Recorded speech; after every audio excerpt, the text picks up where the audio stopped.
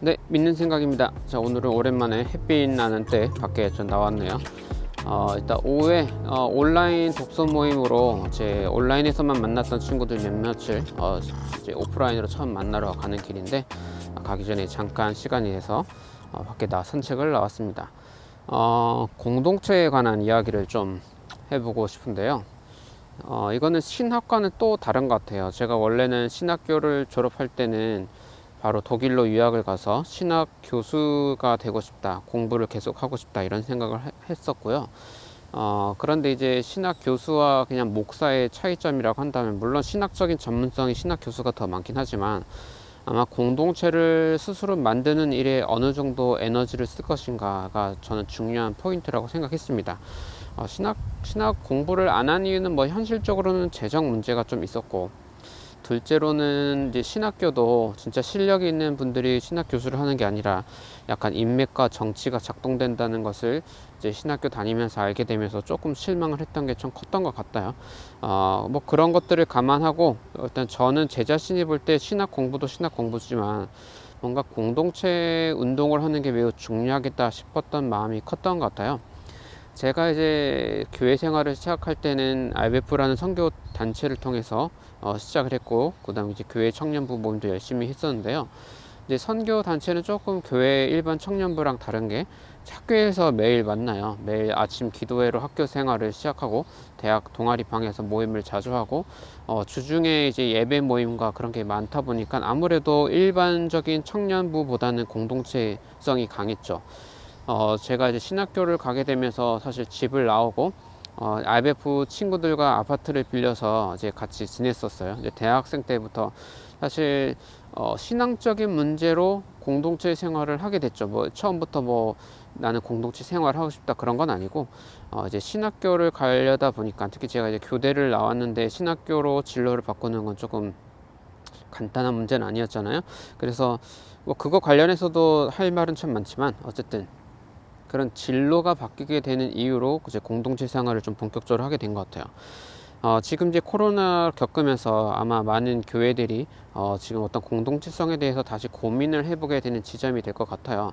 여기서 교회라고 하면 목사들도 고민이 있는데, 아마 지금 교회를 어떤 이런저런 이유로 뭐 교회의 현실을 알게 되어서든, 아니면 코로나 바이러스가 걱정이 돼서든 교회 자체를 안 나가는 분들이 많을 텐데, 그러다 보니까 공동체 없이 살아가는 연습을 처음 해보는 분이 있을 거예요.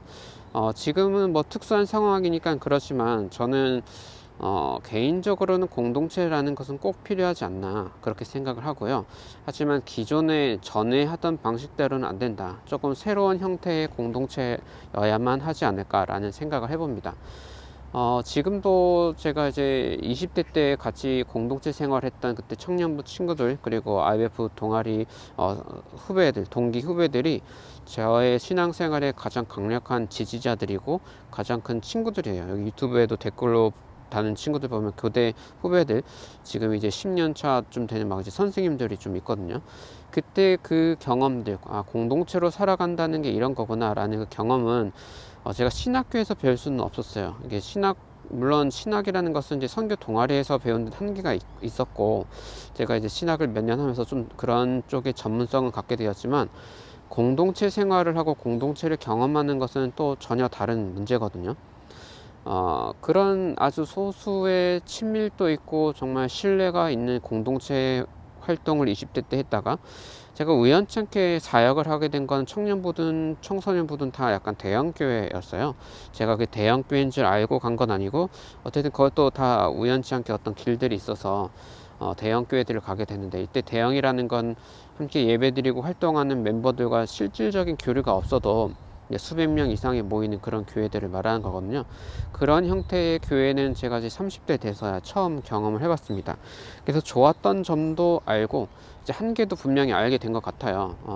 특히 이제 코로나 상황이 터지면서 어떤 실질적인 관계가 없는 대형의 모임이라는 것들이 모두 이제 박살나기 시작했죠. 이게 코로나 때문에서도 안 되지만 신학적으로도 사실 안 되는 거였고, 그러다 보니 이제 그런 교회들이 해체될 때, 특히 20대, 30대, 40대 분들이 다시 어떻게 모임을 새로 재건축할까를 지금부터 다시 고민하게 되는 것 같습니다.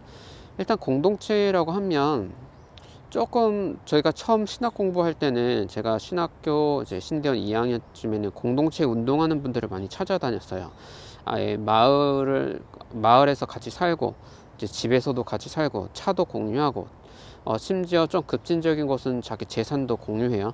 이런 자본주의 사회에서 이런 돈과 싸우기 위해서 자기 물질까지 공유하는 우리 그래야만 이제 초대교회의 정신을 계승한다 이런 분들도 있는데 제가 처음 공부할 때도 그런 공동체에 관심이 있다가 지금은 이제 그런 거에도 관심이 없어졌습니다. 이제 아마 코로나 타격이 대형 교회뿐만 아니라 그렇게 마을 운명 공동체로 살아가는 교회들에게도 굉장히 직격탄이 됐을 것 같아요. 이게 뭐냐면 같이 모여 산다고 꼭 제 생각에는 같이 모여 산다고 꼭 공동체성이 좋아진다라고 생각이 어렵고요. 모여 살면 살수록 이게 개토화되기 쉬워요. 개토화된다는 건 그 자기네 영역 안에 외부인이 들어가기가 굉장히 어렵다는 거죠. 뭔가 세상과 단절되고 그런 형태의 물질을 완전히 공유하고 따로 마을을 모여 살고 자급자족하는 공동체는 꼭 종교가 아니어도 기독교가 아니어도 항상 급진적인 운동을 하는 단체들이 항상 있어 왔어요. 역사상 막스라는 분이 이제 어떤 자본론을 쓰면서 그런 공산주의라는 그런 이데올로기를 만들었잖아요. 그 전에 공산주의 운동이 시작되기 전에 이미 자기 재산들을 공유하고 자급자족을 하는 여러 공동체 운동들이 이미 있어 왔고요. 교회는 뭐 예전부터 수도원 운동을 비롯해서 그런 공동체 운동들이 있어 왔습니다. 그러니까 공동체라는 것은 신앙의 거의 필연적인 것인데 이제 어떤 형태로 살아가야 하느냐에 따라서 조금 다양한 층이 있는 것 같아요. 저는 그렇게 진짜 현대 사회에서 자기 재산까지 공유하며 사는 건 이제 너무 급진적이다. 그런 급진적인 공동체 혹은 이단들도 그런 공동체 좀 이렇게 하죠. 제가 실제로 청년 목회 하다가 이단에 빠지는 친구들 보면 대부분 어디 대형교회 공동체성이 너무 약하다 보니까 거기서 어떤 체험을 받지 못하고 그런 이단에 빠지는 경우가 많았는데 약간 이제 항상 극에서 극으로 달리는 것 같아요. 저는 그런 게 아니라 보통의 가족관계, 친구 관계들을 생각해 보면 꼭 그렇게만 살지 않죠. 가족이라고 해서도 지금 꼭 같이 사는 것도 아니고, 물론 같이 사는 경우도 있지만 멀리 떨어져 사는 경우도 있고, 때로는 해외에서 이제 같이 살 수도 있어요. 그럼에도 불구하고 아주 친밀하고 가까운 공동체로 이제 살아갈 수 있잖아요. 제가 생각할 때 지금 현대 사회에서 어울리는 공동체성이란 어떤 걸까? 기독교가 어떤 공동체성을 가져야 할까는 느슨한 연대가 필요하지 않을까 싶어요. 이 공동체성이라는 게 너무 강하면 파시즘적인 요소가 강해지고 전체주의적인 요소가 너무 강해져 쉽게 말해서 북한적인 그런 아주 강력한 공동체, 이단 공동체 하면 딱 그런 느낌이 들잖아요. 그런 느낌이 너무 셀 수밖에 없고, 이게 아무리 진보적인 신학으로 똘똘 뭉쳐 살아도 결국 그 안에는 어쨌든 리더가 생기게 되고 인도자가 생기고 그 인도자의 역량이 매우 중요해질 수밖에 없죠. 저는 그것보다는 개개인의 자율성이 증진되고 스스로의 주체성이 회복되면서 스스로의 라이프 스타일을 만들어서 살아갈 수 있도록 도와주는 역할을 해야 되는 게 현대사회고 또 교회라고 생각해요. 하지만 그런 개인으로 살아갈 수만 없는 그런 우리 인간의 연약함들이 있잖아요. 그런 것을 필요한 만큼 보완해 줄 수 있는 느슨한 연대가 필요한 거죠. 그래서 저도 청년들 얘기하다 보면은 그런 얘기 살짝 나왔는데 저도 마음에 들었던 게 뭐 꼭 한 동네에 살 필요는 없지만 어쨌든 필요하면 그때그때 번개 모임을 할 수 있을 정도의 거리에서 가능하면 그런 공간에서 서로의 터전을 잡아가면서 뭔가 살아가면 좋지 않을까.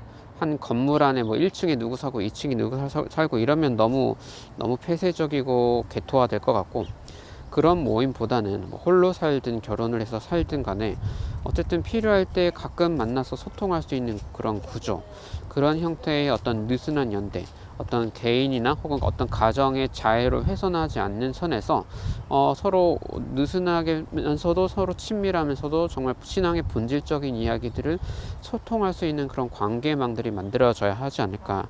이제 그런 약간 추상적이긴 하지만 그게 사실은 필요한 방향이라고 저는 그렇게 생각을 하고 있어요.